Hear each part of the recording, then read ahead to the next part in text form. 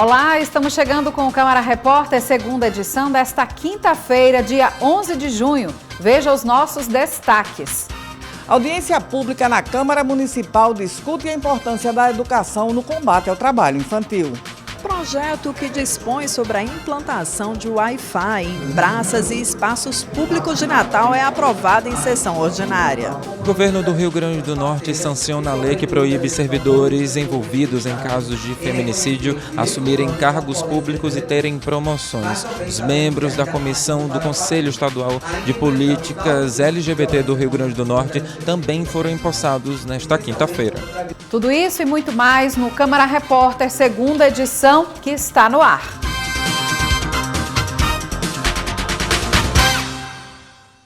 O papel da educação na prevenção e no combate ao trabalho infantil foi o tema central de uma audiência pública promovida nesta tarde pela Frente Parlamentar em Defesa da Criança e do Adolescente da Câmara Municipal de Natal. O debate acontece na véspera do Dia Mundial de Combate ao Trabalho Infantil, celebrado oficialmente nesta sexta-feira. Celebrado em 12 de junho, o Dia Mundial de Combate ao Trabalho Infantil foi marcado por uma audiência pública na Câmara Municipal. O debate foi promovido pela Frente Parlamentar em Defesa da Criança e do Adolescente, presidida pelo vereador Pedro Henrique, que discutiu o papel da educação como principal ferramenta para afastar crianças e adolescentes do trabalho precoce. Em ano de Copa do Mundo, o tema esse ano prioritário, né, aqui, ó, cartão vermelho ao trabalho infantil. Então, cartão vermelho aqui sendo ilustrado também aqui nesse material da campanha. E também a gente fez esse ano um recorte importante. Não trabalhar de forma geral o trabalho infantil, mas também um recorte da escola. Porque quando aquele aluno, aquele jovem não está na escola, ele pode estar propenso a um possível trabalho infantil irregular. Então a gente quer debater quais são esses índices escolares, quantos alunos estão na escola, por que os alunos estão faltando, como é que está esse acompanhamento através de Conselho Tutelar, Conselho de Pais, diretores de escolas municipais, para que a gente possa entender essa evasão escolar para que o jovem esteja na escola, na sala de aula. Durante a audiência, a representante da Delegacia Regional do Trabalho chamou a atenção para um dado preocupante. Segundo o IBGE, em 2024, 18 mil crianças estariam submetidas a alguma forma de trabalho infantil. De acordo com o órgão, é fundamental que haja uma atuação articulada entre educação, assistência social, órgãos de fiscalização e sociedade civil para enfrentar o problema de forma efetiva. Dessas 18 mil crianças e adolescentes, um dado importante é que 2/3 estão concentrados em Natal e na região metropolitana. Então, a intervenção no combate ao trabalho infantil no Rio Grande do Norte também precisa se concentrar nessa área. O combate ao trabalho infantil, ele é um fenômeno muito complexo, né? Que ele é atravessado por raízes de desigualdade, de discriminação, de insuficiência de renda, mas um caminho que tem dado resultado é a educação e essa articulação entre os órgãos da rede de proteção. Além dos dados apresentados, foram discutidas estratégias de prevenção ao trabalho infantil.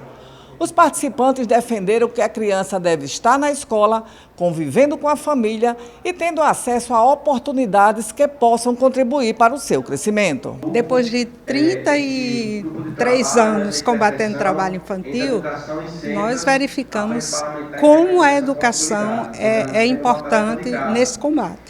Primeiro, os meninos começam a faltar à escola porque os pais exigem um trabalho e um dinheiro extra para levar para casa e eles vão para a escola, mas não conseguem aprender nada. E não conseguem aprender por cansaço, e não só por isso. Existe algum tipo de trabalho que eles usam um agrotóxico, digamos.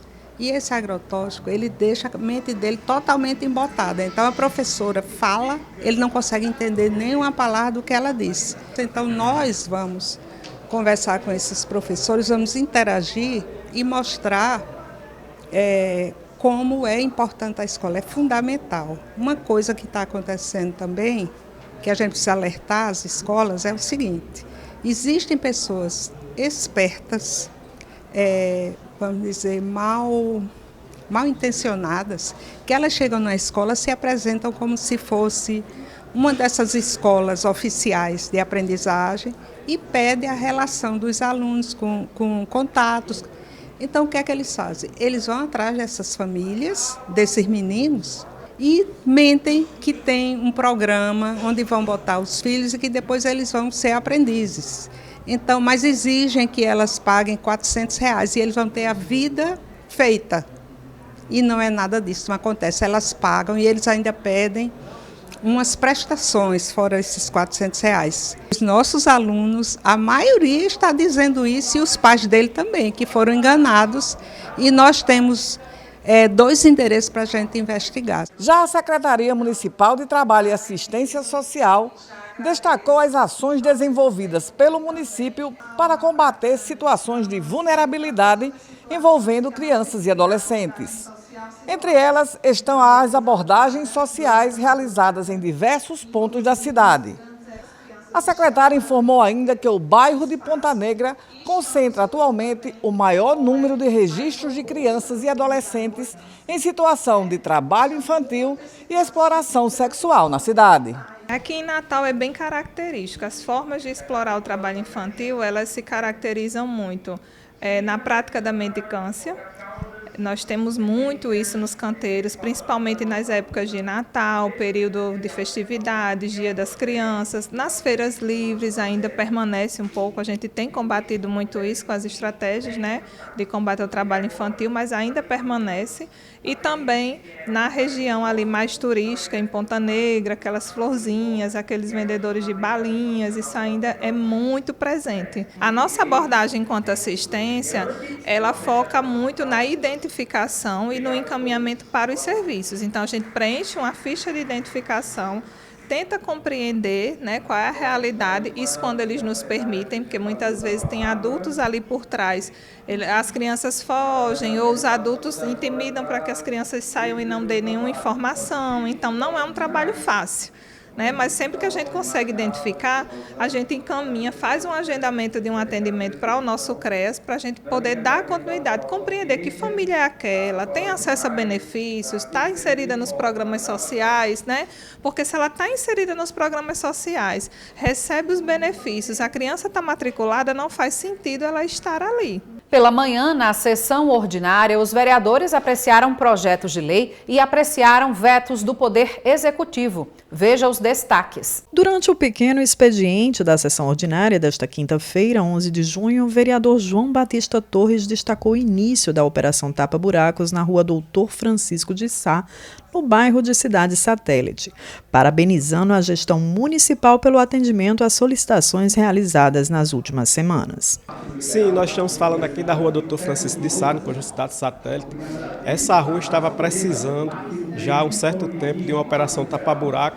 Nós encaminhamos vários ofícios através do nosso mandato, também falamos algumas vezes aqui em plenário e hoje, graças a Deus, esse serviço está sendo realizado pela CEINFRA, a qual desde já a gente registra aqui os nossos agradecimentos, pela demanda atendida. A gente sabe que a demanda de operação tapa-buraco está muito grande na cidade devido ao período de chuvas, mas graças a Deus os serviços estão acontecendo, nós estamos fazendo aqui as nossas reivindicações em plenário, encaminhamos ofício, requerimento e graças a Deus nós estamos sendo atendidos e a gente tem que também ter a responsabilidade de agradecer pelos serviços que estão sendo realizados. O vereador Eribaldo Medeiros também parabenizou a gestão municipal pela Operação Tapa Buracos, iniciada na manhã desta quinta-feira no bairro das Rocas, próximo ao mercado.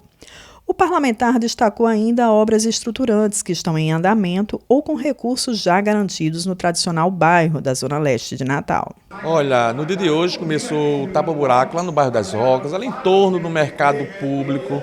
São vias importantes para Natal, principalmente para quem mora ali, onde o transporte público passa, onde os táxis passam, UBS, enfim. Então estava completamente destruída, mas no dia de hoje está sendo feito esse tapa-buraco que vai melhorar a vida das pessoas. Ainda durante a sessão, os vereadores de Natal apreciaram 4 vetos do chefe do Executivo e 5 projetos de lei. Entre os projetos aprovados em segunda discussão na sessão ordinária está o que dispõe sobre a implantação de Wi-Fi em praças e espaços públicos de Natal. A matéria de autoria do ex-vereador Chagas Catarino foi subscrito pela vereadora Nina Souza. Outro projeto aprovado pelos parlamentares reconhece como de utilidade pública a Federação das Entidades Afro-Ameríndias do Rio Grande do Norte. A matéria é de autoria do vereador Cláudio Custódio. Primeiro eu quero fazer uma retomada histórica, né? Se nós pensarmos as comunidades ameríndias, toda a dinâmica dos povos originários aqui no Rio Grande do Norte, a gente vai ver um verdadeiro genocídio e etnocídio. Então esse processo histórico ele foi tão avassalador, para vocês terem uma ideia, que pelo menos 2 estados, Rio Grande do Norte e Piauí, não têm reservas consolidadas junto à FUNAI. É um exemplo só para a gente avaliar o grau de genocídio que foi desenvolvido. Com relação às comunidades de origem africana, da mesma forma, nunca foi dada visibilidade a uma identidade própria. Então a ideia é justamente poder reunir todas essas entidades para que a gente possa desenvolver trabalhos voltados para a cultura, para a identidade e também de aspectos sociais, já que muitas vezes essas comunidades são comunidades muito frágeis do ponto de vista social. Então é o primeiro passo e agora a gente vai buscar ampliar esses grupos e assim poder fortalecer o trabalho junto a eles. O governo do estado sancionou nesta tarde uma lei que proíbe a promoção de agentes públicos acusados de feminicídio e também deu posse aos novos membros do Conselho de Promoção a Políticas Públicas LGBT. Uma lei sancionada pelo governo do Rio Grande do Norte nesta quinta-feira impede a promoção de servidores públicos estaduais acusados ou envolvidos em casos de feminicídio. Primeiro, quero aqui inclusive destacar o papel do Legislativo, tendo à frente exatamente as deputadas. O dado concreto é que a legislação é uma mensagem muito clara para a sociedade de que o governo do estado do Rio Grande do Norte não se omitirá jamais diante da violência contra as mulheres. Daí que fica estabelecida a partir dessa lei que os agentes públicos, sejam civis ou militares, que estejam sendo acusados ou processados de atos relacionados ao feminicídio ou demais crimes hediondos estarão impedidos de receberem a promoção funcional, até que o caso seja exatamente apurado. Um caso recente do assassinato de Zaira Cruz envolvendo o policial militar Pedro Inácio, que teve progressão de cargo, acendeu um alerta ao governo do estado sobre essas promoções. A gente não pode normalizar nem naturalizar que pessoas que estejam envolvidas com crimes tão sérios, tão significativos, continuem vivendo suas vidas normalmente e sendo beneficiado e recebam um bônus por parte do estado do Rio Grande do Norte. Essa lei foi muito provocada por um caso que aconteceu recentemente aqui no estado do Rio Grande do Norte. Um acusado pelo crime de feminicídio que estava preso, teve por 2 vezes promoção na sua ascensão na sua carreira. E percebendo esse lapso, percebendo essa falha de uma legislação que estava vigente, a governadora logo entrou em contato com os secretários, pensamos nessa elaboração da lei, foi submetida à Assembleia Legislativa, que teve por unanimidade a aprovação dos senhores e senhoras deputadas, e através desse momento agora, o Estado ele dá uma resposta à sociedade, que a partir de agora, nenhum crime, nenhum envolvido por feminicídio vai ter mais nenhuma progressão bancado pelo Estado do Rio Grande do Norte. Ainda nesta quinta-feira foram empossados pelo governo os novos membros do Conselho Estadual de Políticas LGBT do Rio Grande do Norte para o ano 2026 até o ano 2028. Estamos vivendo um mês internacional do orgulho LGBT e nada mais oportuno do que o Estado do Rio Grande do Norte empossar a nova condução dos conselheiros e conselheiras para o próximo biênio 2026-2028, que vai nortear e vai ajudar a gestão estadual a gerir a política pública, no caso que se refere à LGBT, né, a população LGBT. E além disso também, além da posse do Conselho, que traz o controle social, os movimentos sociais, para pautar também conosco a política pública aqui no estado do Rio Grande do Norte. O assunto agora é proteção infanto-juvenil. Uma nova lei aprovada prevê a perda de alvará para estabelecimentos ligados à exploração sexual infanto-juvenil. Uma lei sancionada pela Prefeitura de Natal prevê a cassação do alvará de estabelecimentos usados para a prática de crimes de exploração sexual de crianças e adolescentes. A medida será aplicada após condenação dos proprietários ou sócios envolvidos e a conclusão de processo administrativo. A norma alcança empresas prestadoras de serviços, microempreendedores individuais e outras pessoas jurídicas que possuam alvará de funcionamento no município. O texto também considera como sócio qualquer pessoa física que conste formalmente no contrato social da empresa. A norma abrange crimes de abuso e violência previstos no Código Penal e no Estatuto da Criança e do Adolescente, o ECA. A cassação do alvará dependerá da conclusão de um processo administrativo e somente poderá ocorrer após o trânsito em julgado da condenação criminal. A nova legislação estabelece que o Poder Executivo deverá regulamentar os procedimentos administrativos, incluindo os mecanismos de defesa das empresas atingidas pela medida. A fiscalização ficará sob responsabilidade dos órgãos municipais competentes. E veja depois do intervalo. Justiça determina a suspensão das provas do concurso da Polícia Militar no Rio Grande do Norte, que seriam realizadas neste próximo domingo. Os detalhes a gente traz depois do intervalo. O olhar atento de uma família pode transformar incertezas em chance de recomeço. O diagnóstico precoce é tempo a favor da vida. Caroço em qualquer parte do corpo, secreção purulenta no ouvido ou olho saltado podem ser câncer dos tecidos moles. Procure um médico. Câncer infanto-juvenil. Seja um porta-voz do diagnóstico precoce, você também. Eu sou Tiago Dionísio. Vem com a gente, vem com a casa do Val Paiva.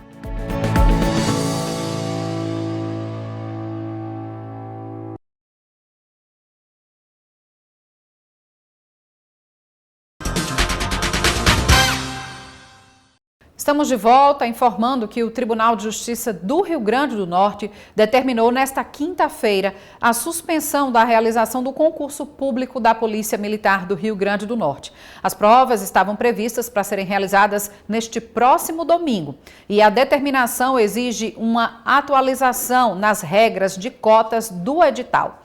A repórter Edesiane Moreno traz as informações. As provas objetivas do concurso da Polícia Militar do Rio Grande do Norte, que seriam realizadas no próximo domingo, dia 14, foram suspensas por decisão liminar da 2ª Vara da Fazenda Pública da comarca de Natal. A medida atende a uma ação civil pública movida pela Defensoria do Estado, que apontou irregularidades no edital em relação à política de cotas e à participação de pessoas com deficiência. Na decisão, o juiz reconheceu violação aos princípios da vedação, ao comportamento contraditório e ao retrocesso social. Com a decisão, o Estado e o IDECAM tiveram que suspender as provas imediatamente e retificar o edital no prazo de 10 dias. Em caso de descumprimento, a Justiça determinou a multa diária de R$10 mil, limitada a R$200 mil. Segundo a Defensoria Pública, antes do ajuizamento da ação, houve uma tentativa de acordo extrajudicial. E a gente traz aqui uma atualização sobre as negociações entre o Sintro e a Fetronor, já que havia uma paralisação anunciada para esta quinta-feira no transporte intermunicipal. O Sintro determinou a suspensão dessa paralisação porque as negociações com a Federação das Empresas avançaram. A paralisação foi adiada por uma semana após o pagamento do reajuste do Vale Alimentação pelo grupo Trampolim da Vitória. O CETRANS também sinalizou a intenção de assinar a Convenção Coletiva de Trabalho. No entanto, segundo o Sintro RN, ainda existem divergências na redação final da minuta do acordo, incluindo cláusulas relacionadas às condições de trabalho e à consolidação dos direitos negociados entre empresas e trabalhadores. Enquanto esses pontos são ajustados, o transporte intermunicipal segue operando normalmente aqui no estado. O Parque da Cidade Donival do Monte ganhou nesta semana um novo espaço educativo. Do alto da torre de observação, projetada por Oscar Niemeyer, os visitantes vivenciam experiências virtuais sobre a eletricidade. A aula de campo destes alunos no Parque da Cidade Donival do Monte, no bairro Candelária, foi diferente. é que o parque está com uma experiência imersiva e educativa sobre noções de eletricidade, a relação com os seres humanos, meio ambiente e sustentabilidade. A gente aqui dá aulas de energia para estudantes da rede pública e particular, além de todo o público avulso. Aqui a gente consegue explicar sobre conceitos sobre energia, sobre reciclagem, sobre sustentabilidade de uma forma lúdica e interativa. O espaço educativo, montado no alto da torre de observação projetada por Oscar Niemeyer, proporciona experiências virtuais e reais sobre os princípios da eletricidade. Foi muito boa a experiência, tinha o planeta, apareceu várias coisas legais. Eu acho que é uma experiência riquíssima, né? Desde do conhecimento de como se produz, de como é que chega até em casa, mas também de evitar desperdício. São experiências diferentes, é diferente de se ouvir em sala de aula e uma vivência aqui de entender como é que funciona de verdade, o óculos de realidade virtual, que eu acho que também traz uma realidade mais próxima para o aluno. O Parque da Cidade também ganhou uma usina solar fotovoltaica, que vai reduzir em 28% o consumo anual de energia no local. As ações contaram com um investimento total de mais de R$1.200.000 do Programa de Eficiência Energética da Neoenergia Cosern. No projeto Aulas de Energia, aqui no Parque da Cidade, os visitantes poderão entender mais sobre eletricidade com alguns experimentos que eu vou mostrar agora, como esse gerador manual que passa a energia para o rádio, além da pilha humana, que mostra quanto de energia você está gerando naquele momento. Também tem esse experimento aqui, que mostra os materiais que são bons e maus condutores de energia, além de outros experimentos que você vai saber quando estiver aqui.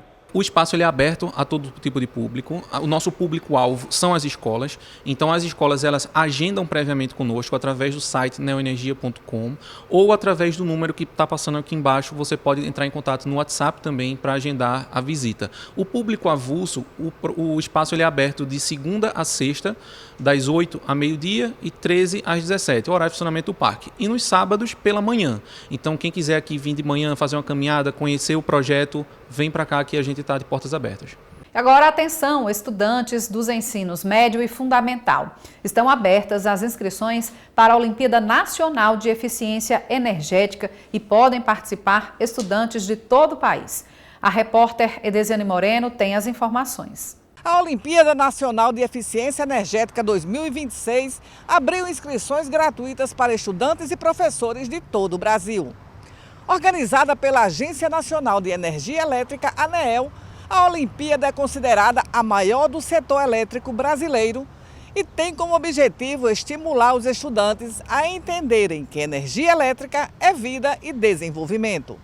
Podem se inscrever estudantes do primeiro e segundo ano do ensino médio de escolas públicas e privadas, além dos alunos da 8ª e 9ª séries do ensino fundamental.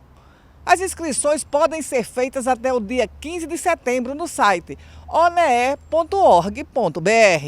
E você vai ver depois do intervalo as expectativas da população para a Copa do Mundo 2026, que começou nesta quinta-feira. E ainda, a STTU anuncia mudanças no trânsito no entorno da Arena das Dunas durante os shows do São João. Nós voltamos em instantes. O olhar atento de uma família pode transformar incertezas em chance de recomeço. O diagnóstico precoce é tempo a favor da vida. Caroço em qualquer parte do corpo, secreção purulenta no ouvido ou olho saltado podem ser câncer dos tecidos moles. Procure um médico. Câncer infanto-juvenil. Seja um porta-voz do diagnóstico precoce, você também. Eu sou Tiago Dionísio. Vem com a gente, vem com a Casa Durval Paiva.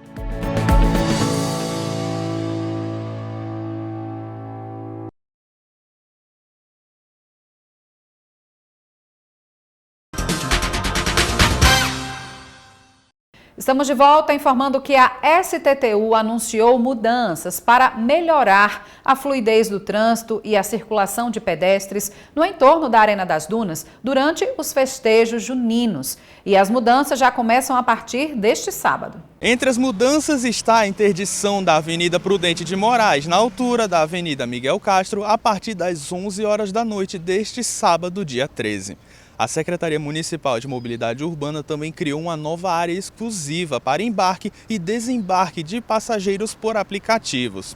O espaço ficará localizado após o túnel da Avenida Romualdo Galvão, na marginal da Avenida Senador Salgado Filho, ao lado da Arena das Dunas. Segundo a STTU, as alterações foram definidas após a avaliação técnica da operação realizada nos primeiros dias do evento.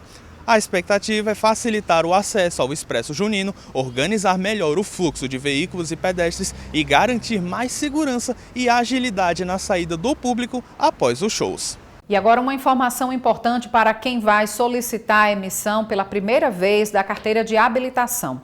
O Detran aqui no estado já começou a exigir o exame toxicológico para quem vai solicitar o documento. O Detran RN passou a exigir a realização do exame toxicológico para candidatos que iniciaram o processo de obtenção da primeira CNH nas categorias A, B e AB.